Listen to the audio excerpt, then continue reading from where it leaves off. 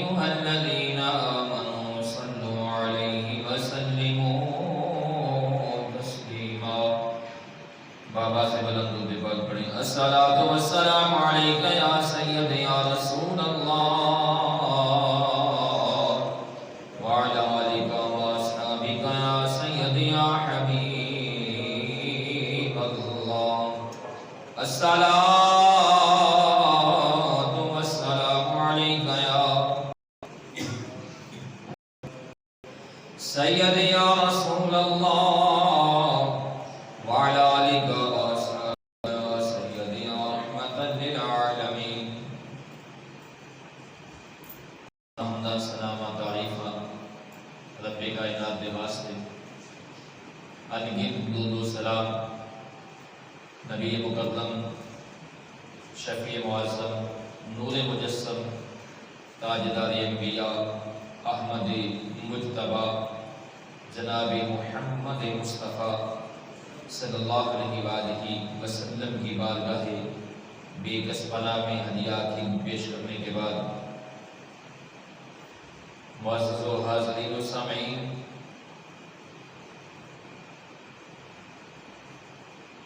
ذوالحج کا مہینہ ہے، اسلامی سال کا یہ آخری مہینہ ہے اور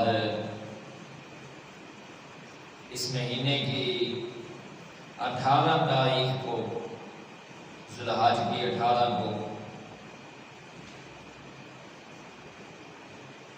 آج سے 1400 کم و بیش 10 سال پہلے ایک سہنے ہوا جو دل دہلا دینے والا تھا اور جس سے اسلام کی ایک عظیم شمع جو ہے وہ گر ہوئی اور اس ہستی کی بارگاہ میں آج میں نذرانہ یقین پیش کرنے جا رہا. عزیزان محترم، حضور نبی مکرم صلی اللہ علیہ وسلم کے تمام صحابہ کرام عموماً اور خصوصاً خلفائے راشدین رضی اللہ تعالی عنہم انسانی عظمتوں کے وہ مینارہ نور ہیں جن سے قیامت تک آنے والی نسلیں رشد و ہدایت، نور ہدایت حاصل کرتی رہیں گی. یہ صحابہ کے تمام حضور صلی اللہ علیہ وسلم کے تمام صحابہ نور ہدایت ہیں جن سے قیامت تک لوگ ہدایت حاصل کرتے رہیں گے. لیکن اللہ تعالیٰ نے جن خصوصیات سے حضرت عثمان غنی رضی اللہ تعالیٰ عنہ کو ممتاز کیا ہے، جو خصوصیات اللہ تعالیٰ نے حضرت عثمان غنی کو دی ہیں ذوالنورین رضی اللہ تعالیٰ عنہ، یہ انہی کا خاصہ ہے اور انہی کا حصہ ہے. حضرت عثمان غنی ایسے حیادار تھے، ایسے کہ فرشتے بھی ان سے حیا کرتے تھے. فیاض اور جواد ایسے کہ حضور صلی اللہ علیہ وسلم ان کی فیاضی سے خوش ہوتے تھے. نبی پاک صلی اللہ علیہ وسلم خوش ہوا کرتے تھے اور صرف خوش نہیں ہوتے تھے بلکہ حضور صلی اللہ علیہ وسلم ان کو جنت کی نوید سناتے، جنت کی خوشخبری دیتے تھے. حضور صلی اللہ علیہ وسلم کے منظور نظر ایسے کہ آپ نے یکے بعد دیگرے حضور صلی اللہ علیہ وسلم نے 2 صاحبزادیاں ان کے نکاح میں دی. ایسے حضور کے پیارے تھے، ایسے حضور کے نور نظر تھے کہ حضور نے یکے بعد دیگرے 2 صاحبزادیوں کا نکاح ان سے کیا. اور جب حضور صلی اللہ علیہ وسلم کی دوسری صاحبزادی سیدہ ام کلثوم رضی اللہ تعالی عنہا ان کا انتقال ہوا تو حضور صلی اللہ علیہ وسلم نے فرمایا اگر میری تیسری بیٹی ہوتی تو میں وہ بھی عثمان کے نکاح میں دے دیتا. اور خوش نصیب ایسے کہ زبان رسالت سے زندگی میں شہادت اور وصال کے بعد جنت کی بشارت سنی، ایسے خوش نصیب. اور حضور صلی اللہ علیہ وسلم پر اپنا مال، اپنی جان، اپنا گھر، سب کچھ حضور صلی اللہ علیہ وسلم پر قربان کرنے والے تھے. حضرت عثمان غنی رضی اللہ کی کتاب حیات کے چند پہلو ہم پڑھیں گے.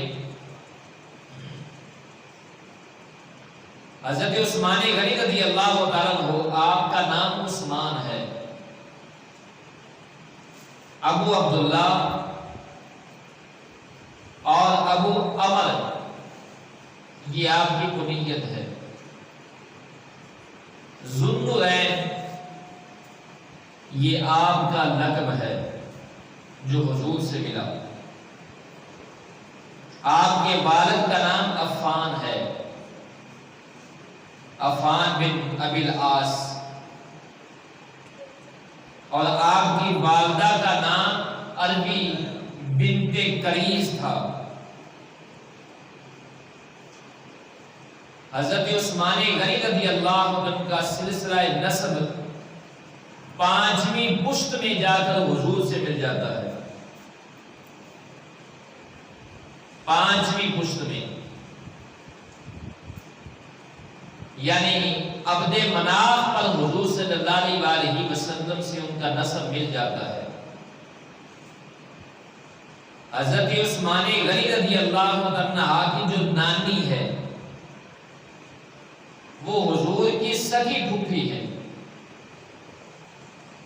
یعنی حضور سے بڑی قریب کی رشتہ داری ہے حضرت عثمان غنی کی، قریبی رشتہ داری. اور حضرت عثمان غنی رضی اللہ عنہ کا جو خاندان ہے، ایام جاہلیت میں یعنی دور جاہلیت کے اندر بھی حضرت عثمان غنی کا جو خاندان ہے وہ غیر معمولی اہمیت کا حامل تھا. یعنی اللہ تعالیٰ نے دور جاہلیت میں بھی ان کو اقتدار دیا تھا، اقتدار کے حامل تھے وہ. اور آپ کے جد اعلیٰ امیہ بن عبد شمس غصائے قریش میں سے تھے، یعنی قریش کے اندر ان کا ایک نام تھا. قریش کے سرداروں، بڑے سرداروں کے ساتھ ان کا نام تھا. اور خلفاء بنی امیہ، کوئی امیہ بن عبد شمس کی طرف ان کو منسوب کیا جاتا تھا، اور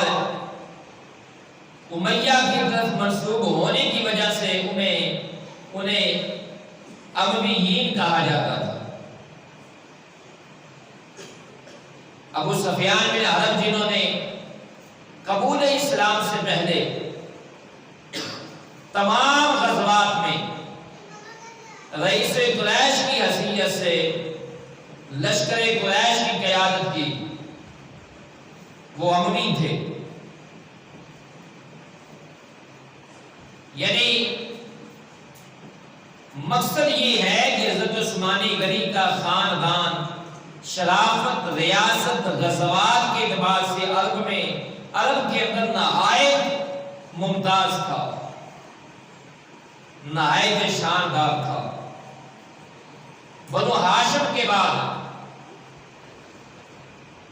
اور کوئی خاندان شرف و سیادت میں آپ کے خاندان کا ہم پلہ نہیں تھا۔ بنو ہاشم کے بعد یہ عثمان غنی کا خاندان تھا۔ بنو ہاشم کے بعد کی اللہ جس کو اللہ نے شان دی تھی، حضرت عثمان غنی رضی اللہ تعالیٰ عنہ نبوت کے 6 سال بعد، یعنی ولادت نبوی کے 6 سال بعد آپ پیدا ہوئے۔ حضور صلی اللہ علیہ وسلم کی ولادت باسعادت 6 سال بعد آپ پیدا ہوئے، اور عرب کے اندر آپ نے چھوٹی عمر میں ہی لکھنا پڑھنا سیکھ لیا تھا، جبکہ عرب کی اکثریت آبادی وہ تھی جو پڑھنا لکھنا نہیں جانتے تھے، مگر عثمان غنی رضی اللہ عنہ نے چھوٹی عمر کے اندر ہی پڑھنا لکھنا وہ جان گئے تھے، اور عہد شباب یعنی جوانی کے اندر انہوں نے تجارت شروع کر دی، اور اپنی فطری صداقت، دیانت اور نیک روش کے باعث، دیانت کی وجہ سے، اپنی صداقت کی وجہ سے اور نیکی کی بنا پر انہوں نے شہرت حاصل کی، اور غیر معمولی شہرت حاصل کی۔ انہوں نے معمولی شہرت نہیں تھی ان کی، مکہ کے اندر غیر معمولی شہرت تھی، لوگ جانتے تھے۔ حضور صلی اللہ علیہ وسلم نے جب اعلان نبوت فرمایا، حضرت عثمان غنی رضی اللہ عنہ کہتے ہیں کہ ابھی تک 2 3 4 لوگوں نے اسلام قبول کیا تھا، کہ ایک دن حضرت عثمان اپنی خالہ سعدی بنت قریظ کے گھر میں تھے۔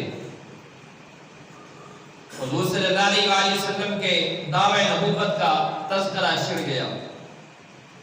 نبی پاک صلی اللہ علیہ وسلم کی نبوت کا وہاں تذکرہ چھڑا، تو آپ کی خالہ نے کہا حضرت عثمان سے،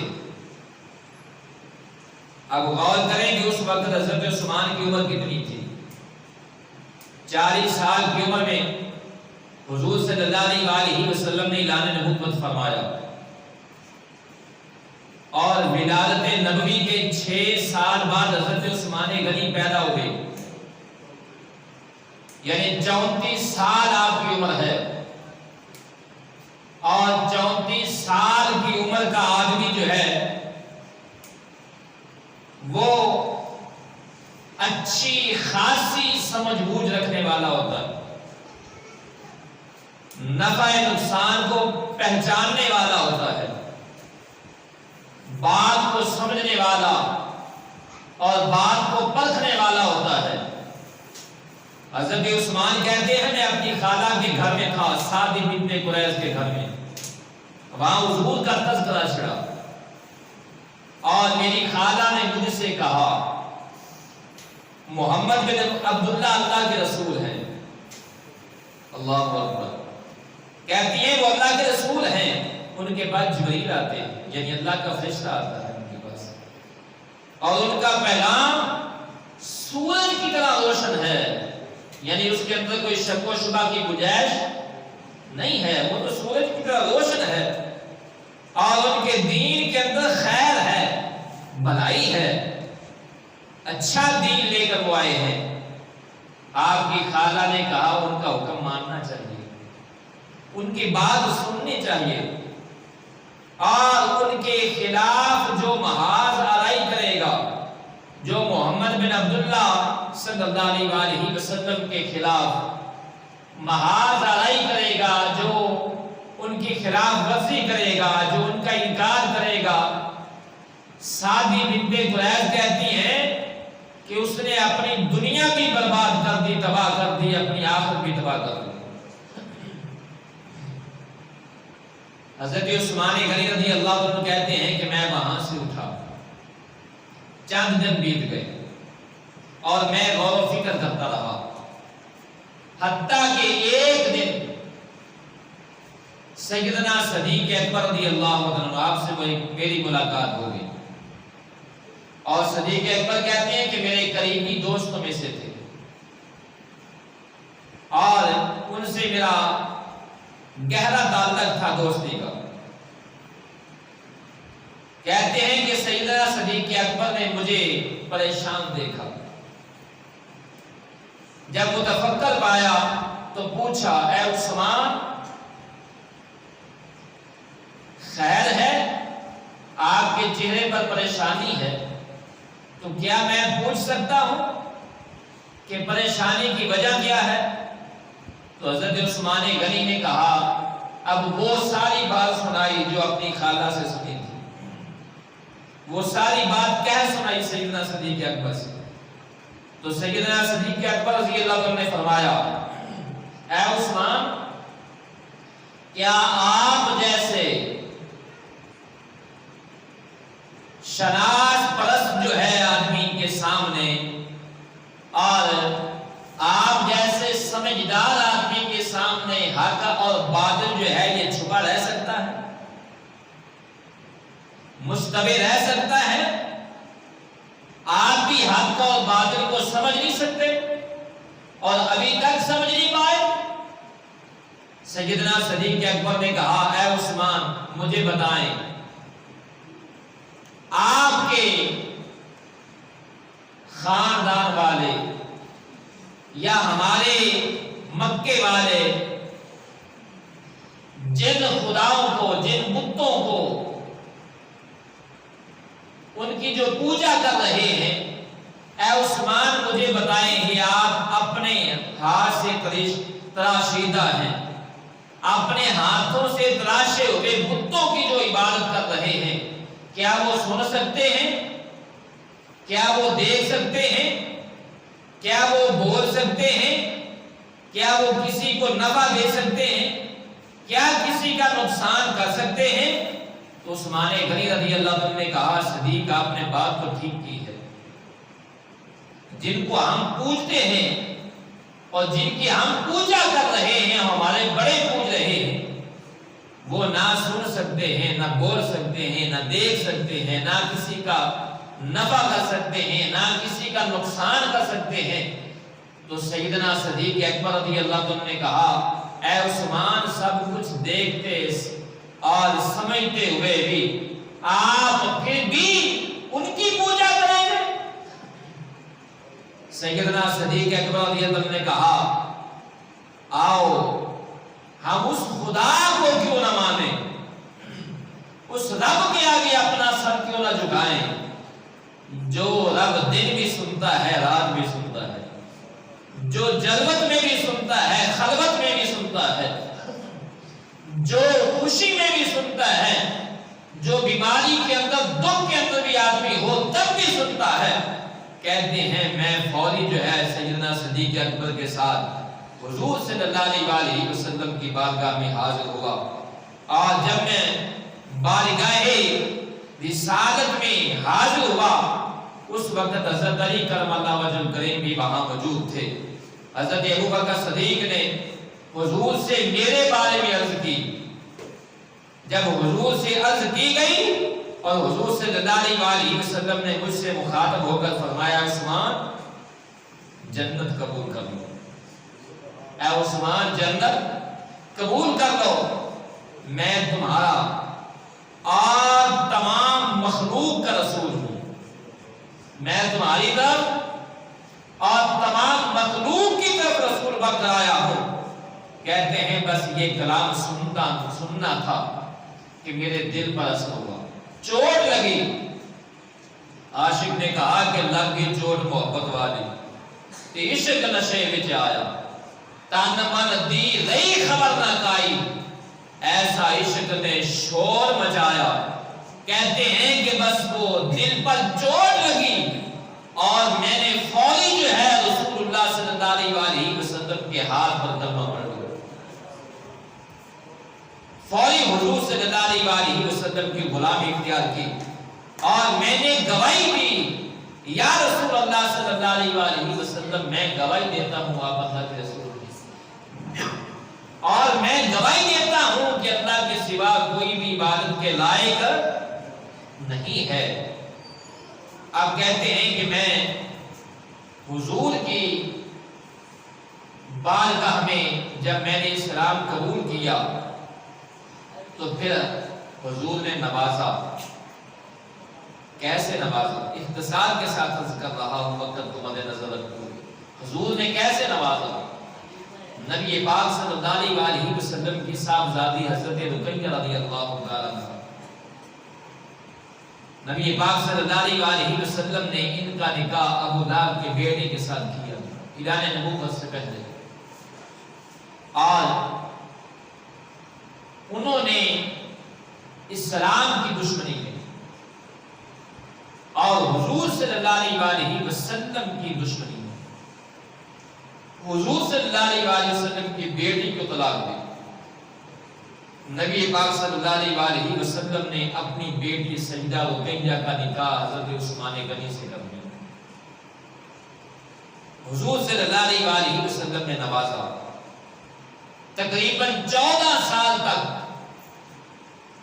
سیدہ رقیہ رضی اللہ تعالی عنہا حضرت عثمان غنی رضی اللہ عنہ کی زوجیت میں رہے۔ غزوہ بدر کے درمیان وہ بیمار ہو گئی اور حضرت عثمان غنی رضی اللہ عنہ حضور کی اجازت سے ان کی تیمارداری کے لیے مدینہ ٹھہرے۔ یہ اہم نقطہ ہے، توجہ کیجیے گا۔ بعض لوگ اعتراض کرتے ہیں معاذ اللہ ثم معاذ اللہ کہ عثمان غنی غزوہ بدر میں کیوں نہیں گئے؟ وہ معاذ اللہ کو بزدل تھے، وہ ڈرتے تھے، یا اپنے خاندان کی وجہ سے غزوہ بدر میں نہیں گئے؟ تو یہ توجہ سے سنیں،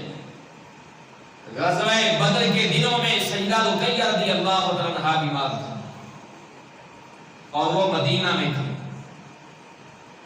اور سیدنا عثمان غنی رضی اللہ تعالیٰ عنہ ان کی تیمارداری کے لیے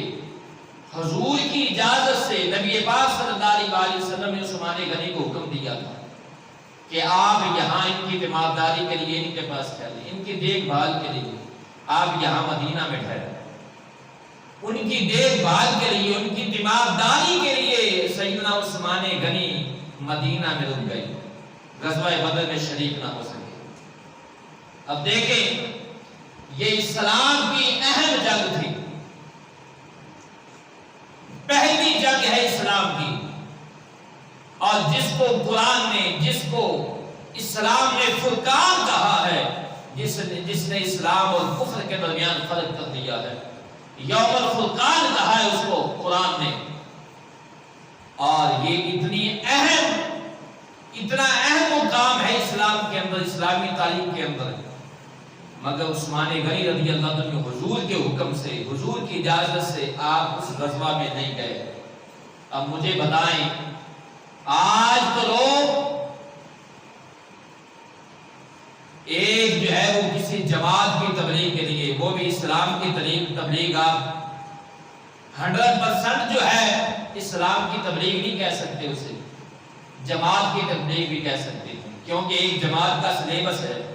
اس سے آپ باہر بھی نہیں کر سکتے۔ تو جب اس کے سلیبس سے باہر نہیں جا سکتے تو پھر جماعت کی تبلیغ ہے، اسلام کی تبلیغ نہیں ہے۔ اسلام کی کلیت تبلیغ اسے کہتے ہیں جو اپنی آزادی سے، مرضی سے قرآن و حدیث کے مطابق ہو۔ جب آپ کو ایک سلیبس دے دیا گیا ہے، ایک ریڈ لائن دے دی گئی ہے کہ آپ اس سے باہر نہیں جا سکتے، آپ اسی کو پڑھ کر سنائیں گے، تو اس کا مطلب یہ ہے کہ وہ اسلام کی تبلیغ کم ہے اور جماعت کی تبلیغ، جماعت کی دعوت زیادہ ہے۔ آج تو لوگ ایک جماعت کی دعوت کے لیے جو ہے وہ اپنے اقربا اور اپنے گھر والوں کو جو ہے وہ بے سہارا چھوڑ کر چلے جاتے ہیں، اور 3 مہینے سال جو ہے وہ 6 مہینے گھر کی کوئی خبر ہی نہیں ہوتی کہ پیچھے کیا ہے۔ میں کہتا ہوں مجھے بتائیں،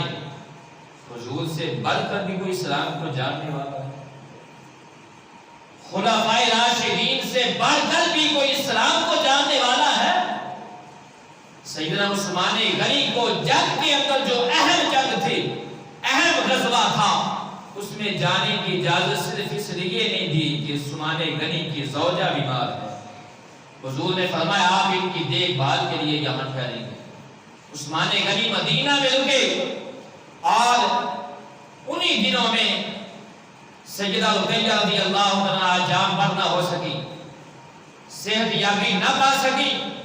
اور انہی دنوں میں ابھی تک حضور صلی اللہ علیہ وسلم غزوہ بدر سے واپس تشریف نہیں لائے تھے کہ سیدہ رقیہ رضی اللہ عنہ کا انتقال ہو گیا۔ اور عثمان غنی کا مقام اور شان یہ ہے، آپ غزوہ بدر میں گئے نہیں ہیں، مگر حضور نے ان کو مجاہدین بدر کے اندر حضور نے شامل فرمایا۔ غزوہ بدر کے مال غنیمت میں سے سیدنا عثمان غنی کا حصہ نکالا گیا۔ اب میں پوچھتا ہوں لوگوں سے جو کہتے ہیں عثمان غنی رضی اللہ عنہ ڈر کی وجہ سے یا فلاں کی وجہ سے عثمان غنی جنگ میں نہیں گئے، میں پوچھتا ہوں تم زیادہ جانتے ہو یا اللہ کے رسول زیادہ جانتے ہیں؟ اب اعتراض کی تو گنجائش ہی نہیں ہے، ایمان والا تو اب اعتراض کر ہی نہیں سکتا۔ کیوں؟ حضور نے انہیں غازیوں میں شامل فرمایا، حضور نے انہیں مجاہدین میں شامل فرمایا، اور مال غنیمت میں سے حصہ دیا عثمان غنی رضی اللہ عنہ کو، اور ان کے لیے دعائیں بھی کی۔ اور حضور صلی اللہ علیہ وسلم جب غزوہ سے واپس تشریف لائے، اللہ نے جب غزوہ بدر میں فتح عطا فرمائی، حضور واپس تشریف لائے تو حضور صلی اللہ علیہ وسلم اپنی بیٹی کی قبر پر جا کر حضور نے دعا مانگی۔ اب یہ دعا کا مسئلہ بھی حل ہو گیا۔ جو کہتے ہیں قبر پر جا کر دعا مانگنا جائز نہیں ہے، جو کہتے ہیں قبروں پر جانا جائز نہیں ہے، میں کہتا ہوں ہمیں تو صاحب شریعت نے بتا دیا ہے۔ حضور جب غزوہ سے واپس آئے تو اپنی بیٹی کی قبر انور پر کے حضور تشریف لے گئے، اور وہاں جا کر حضور نے دعا مانگی۔ تو ہمارے لیے اس سے بڑھ کر کوئی دلیل نہیں ہے۔ حضور صلی اللہ علیہ وسلم نے اس کے بعد اپنی دوسری صاحبزادی سیدہ ام کلثوم رضی اللہ تعالی عنہا کا نکاح سیدنا عثمان غنی کے ساتھ۔ عثمان غنی رضی اللہ تعالی عنہ آپ وہ ہیں کہ سیدنا عثمان غنی رضی اللہ عنہ ہر روز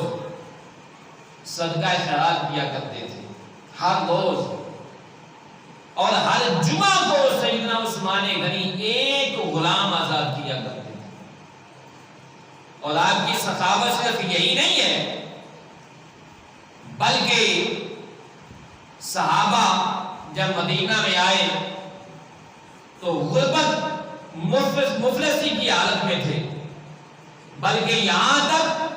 کہ مدینے کے اندر ایک ہی کنواں تھا، بئر روما، اور وہ بھی ایک یہودی کے پاس تھا، یہودی کی ملکیت تھی، اور ایک ہی کنواں تھا جس کا پانی میٹھا تھا، اور وہاں سے مسلمانوں کو پانی خریدا جاتا تھا، مسلمان خریدتے تھے، وہاں خرید کر پیتے تھے پانی وہاں سے۔ اور حضرت عثمان غنی رضی اللہ عنہ نے جب دیکھا، ادھر میرے آقا کریم نے اعلان کر دیا، ادھر حضور نے اعلان کیا، کون ہے جو اس کنویں کو خریدے، میں محمد اسے جنت کی بشارت دے دوں۔ اب حضور نے اعلان فرمایا، عثمان غنی رضی اللہ عنہ نے جب یہ بشارت سنی، سیدھا یہودی کے پاس گئے اور منہ مانگی قیمت دی،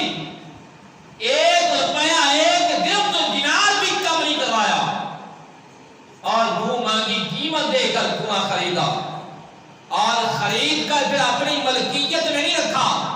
حضور کی بارگاہ میں آئے،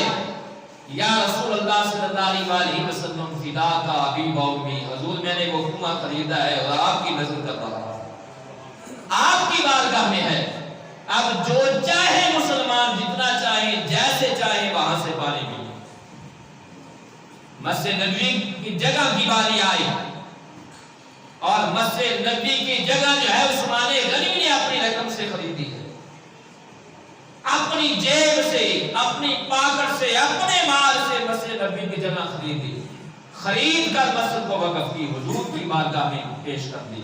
یا رسول اللہ۔ اور یہاں بھی حضور نے سیدنا عثمان غنی کو جنت کی بشارت دی ہے، جنت کی بشارت۔ ایک مرتبہ عثمان نے جنت نہیں خریدی، کئی مرتبہ حضور سے خریدی، کئی مرتبہ۔ اور غزوہ تبوک کا موقع آیا، حضور صلی اللہ علیہ وسلم صحابہ کو ترغیب دے رہے ہیں مال کی، مجاہدین کے لیے، غزوہ کے لیے مال کی ضرورت ہے۔ عثمان غنی کھڑے ہوئے، عرض کہ یا رسول اللہ صلی اللہ علیہ وسلم 100 اونٹ بما ساز و سامان کے میری طرف سے حاضر ہے، 100 اونٹ بما ساز و سامان کے میری طرف سے مجاہدین کے لیے، غزوہ کے لیے حاضر ہے۔ حضور صلی اللہ علیہ وسلم پھر صحابہ کو ترغیب دے رہے اور پھر عثمان غنی کھڑے ہوئے، یا میری طرف سامان کے، حضور صلی اللہ علیہ وسلم پھر ترغیب دے رہے ہیں صحابہ کو۔ پھر 3 مرتبہ عثمان غنی کھڑے ہو گئے کہ سمجھا ابھی تک ضرورت پوری نہیں ہوئی، پھر 3ری مرتبہ کھڑے ہوئے، پھر عرض کی یا رسول اللہ 300 عثمان غنی کی طرف سے بما ساز و سامان کے لدے ہوئے میری طرف سے حاضر ہے۔ صحابہ کہتے ہیں ہم نے حضور کے چہرہ انور کو دیکھا، حضور کے چہرہ انور جو ہے وہ روشن ہے، اور حضور مسکراتے ہوئے منبر سے اترے، مسکراتے ہوئے منبر سے اترے، اور حضور نے فرمایا آج کے بعد عثمان جو چاہے کرے، عثمان سے پوچھا نہیں جائے گا، عثمان سے حساب نہیں لیا جائے گا، عثمان سے مواخذہ نہیں ہوگا، عثمان جو چاہے کرے آج کے بعد عثمان سے پوچھا نہیں جائے گا۔ اور ایک صحابی کہتے ہیں غزوہ تبوک کے دن سیدنا عثمان غنی رضی اللہ عنہ حضور کی بارگاہ میں آئے، حضور صحابہ کو ترغیب دے رہے تھے، حضور کی آگے مال تھا، مال جمع جو صحابہ لے کر آئے تھے، حضور مال کے پاس بیٹھے تھے، سیدنا عثمان غنی آئے، 1000 دینار سیدنا عثمان غنی لے کر آئے، حضور کی جھولی میں ایسے ڈال دیے، اور صحابہ کہتے ہیں ہم نے دیکھا حضور دینار کو، 1000 دینار کو ایسے ہاتھوں سے الٹ پلٹ کر رہے تھے، دیکھ رہے تھے، اور ساتھ حضور کے چہرے پر مسکراہٹ تھی، حضور مسکرا بھی رہے تھے، اور حضور نے 2 مرتبہ فرمایا آج کے بعد عثمان جو چاہے کرے، عثمان سے پوچھا نہیں جائے گا، عثمان سے مواخذہ نہیں ہوگا۔ میں کہتا ہوں جن کے بارے میں سید الانبیاء نے، جن کے بارے میں امام الانبیاء نے، جن کے بارے میں میرے رب کے کریم آقا، میرے رب کے ایمان کے والی نے فرما دیا عثمان سے مواخذہ نہیں ہوگا، آج کا وہ کتا بھونکے عثمان کے متعلق تو پھر میں یہی کہہ سکتا ہوں وہ جہنم کا کتا ہو سکتا ہے، حضور کا امتی نہیں ہو سکتا، کیونکہ جن کے بارے میں حضور نے فرما دیا ہے عثمان جو چاہے کرے، عثمان سے پوچھا نہیں جائے گا، تو اس کا مطلب یہ ہے آج کوئی عثمان پر اعتراض کرے تو گویا وہ حضور پر اعتراض کر رہا، وہ عثمان پر نہیں ہے۔ کیوں؟ عثمان وہ ہے، آخری بات کر کی اجازت چاہتا ہوں، عثمان وہ ہے، عثمان کا مقام یہ ہے، جب حضور صلی اللہ علیہ وسلم عمرہ ادا کرنے کے لیے مکہ تشریف لا رہے تھے تو حدیبیہ کے مقام پر حضور رکے، آگے سے مکہ والوں نے، کچھ لوگوں نے، مکہ کے بعض لوگوں نے جو ہے وہ گھیراؤ کر لیا صحابہ کا، اور صحابہ ہیں بھی کتنے، 1400-1500 صحابہ ہیں حضور کے ساتھ، مگر حضور صلی اللہ علیہ وسلم نے دیکھا یہ مزاحمت کرنا چاہتے ہیں، ان کا لڑائی کا ارادہ ہے۔ حضور مقام حدیبیہ پر تشریف فرما ہوئے، حضور صلی اللہ علیہ وسلم نے چاہا کہ ہم نے لڑائی نہیں کرنی، حضور صلی اللہ علیہ وسلم مصالحہ چاہتے تھے، نبی پاک صلی اللہ علیہ وسلم نے حضرت عثمان غنی کو مکہ بھیجا، جاؤ ان سے گفت و شنید کرو، ان سے بات چیت کرو۔ اب عثمان غنی گئے، مکے والوں نے، قریش مکہ نے عثمان غنی کو بند کر دیا، قید کر دیا، اور کئی نظر رکھی گئی یہ جانے نہ پائے۔ ادھر مسلمانوں کے اندر یہ افواہ پھیل گئی عثمان غنی کو شہید کر دیا گیا۔ اب یہاں دو نکتے ہیں بڑے اہم، غور سے سنیے گا۔ جب یہ افواہ پھیلے، حضور نے صحابہ کو بلایا، اپنا دست مبارک حضور نے ایسے کی، فرمایا کون ہے جو میرے ہاتھ پر بیعت کرے گا؟ کس لیے یہ بیعت کیا تھی؟ یہ پیر و مرید کی بیعت نہیں تھی، یہ کسی جو ہے وہ مال کی بیعت نہیں تھی کہ ہم نے یہاں میلاد پہ جانا ہے بیعت کرو، یہاں جو ہے ہم نے جلسے میں جانا ہے بیعت کرو، کون جائے گا کون نہیں جائے گا۔ یہ بیعت کیا تھی؟ یہ خون کی بیعت تھی۔ حضور نے فرمایا آؤ صحابہ، کون ہے میرے ہاتھ پر بیعت کرے گا آج کہ عثمان کے خون کے قصاص کی بیعت، یہ عثمان کے خون کے قصاص کی بیعت ہو رہی ہے۔ حضور نے فرمایا میرے ہاتھ پر بیعت کرو، اب عثمان کو شہید کر دیا گیا ہے، ہم عثمان کے خون کا قصاص لیے بغیر یہاں سے واپس لے جائیں گے، عثمان کا قصاص لے کر جائیں گے۔ اب تمام 1400-1500 صحابہ نے بیعت کی ہے، اور صحابہ اجازت مانگ رہے ہیں حضور سے، یا رسول اللہ ہمیں اجازت دیں، ہم عثمان کے خون کا قصاص لیں گے۔ مگر حضور نے کسی کو اجازت نہیں، بلکہ حضور صلی اللہ علیہ میرے غیب دار نبی نے، میرے غیب دار نبی نے، کہتے ہیں نبی کو غیب کا علم نہیں ہے، غور سے سنیے، میرے غیب دار نبی نے اپنا دوسرا ہاتھ بڑھا، جب سب صحابہ نے بیعت کر ہاتھ ایسے ہاتھ کیا اور اپنا دوسرا ہاتھ اس ہاتھ پر رکھا، اور حضور نے فرمایا یہ میرا ہاتھ ہے اور یہ عثمان کا ہاتھ ہے، میں عثمان کی طرف سے بیعت لے رہا ہوں، اور کس لیے کہ عثمان اللہ رسول کی اطاعت میں ہے، عثمان اللہ رسول کی اطاعت میں ہے، اور اطاعت کرنے کے لیے زندہ ہونا ضروری ہے۔ توجہ کیجئے گا، اطاعت کے لیے زندہ ہونا ضروری ہے، بیعت کے لیے زندہ ہونا ضروری ہے۔ میرے کریم آقا نے حدیبیہ کے مقام پر بیعت کر صحابہ کو بتا دیا، صحابہ یہ جو میں نے تم سے بیعت لی ہے، یہ عثمان کی شان جو ہے تمہیں واضح کی ہے کہ اللہ کی بارگاہ میں عثمان کا مقام کیا ہے۔ سب کے آخر میں عثمان کی طرف سے بیعت کر کے حضور نے بتا دیا عثمان شہید نہیں ہوئے، زندہ ہے، زندہ ہیں۔ اور میرے کریم آقا نے فرمایا یہ میرا ہاتھ ہے، یہ عثمان کا ہاتھ ہے،